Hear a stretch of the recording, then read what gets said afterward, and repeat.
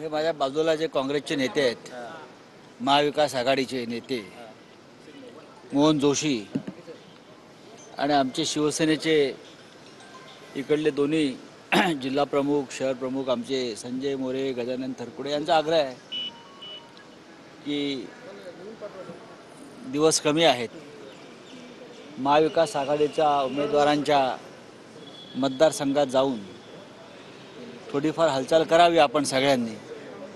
आणि पुण्यातलं वातावरण अत्यंत चांगलं आहे। निकाल लागल्यावर तुम्हाला मी सांगतो याची प्रचिती येईल। 2019 आणि 2024च्या निकालामध्ये तुम्हाला फार अंतर दिसेल। तुम्ही आज ज्या मतदारसंघात फिरणार आहे ते सगळे तिन्ही चारही मतदारसंघ भाजपचेच। ते मतदारसंघ भाजपचे जरी असले तरी उद्याच्या निवडणुकीत महाविकास आघाडी 100% विजयी होते। योगी आदित्यनाथ सभा घेतात।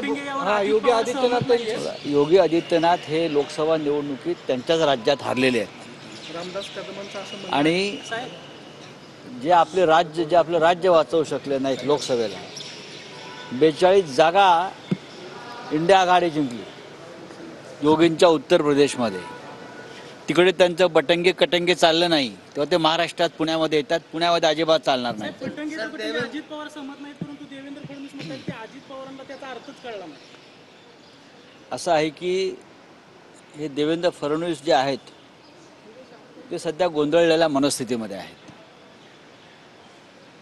गेली 2.5 वर्ष ते अत्यंत ज्युनियर एकनाथ शिंदे यांच्या हाताखाली काम करत आहेत आणि 23 तारखेनंतर त्यांना आपल्या राजकीय भविष्याविषयी काही कल्पना नाही काय होईल। विरोधी पक्ष नेतेपद मिळावं इतक्या तरी जागा त्यांना मिळतात का अशी आम्हाला शंका आहे।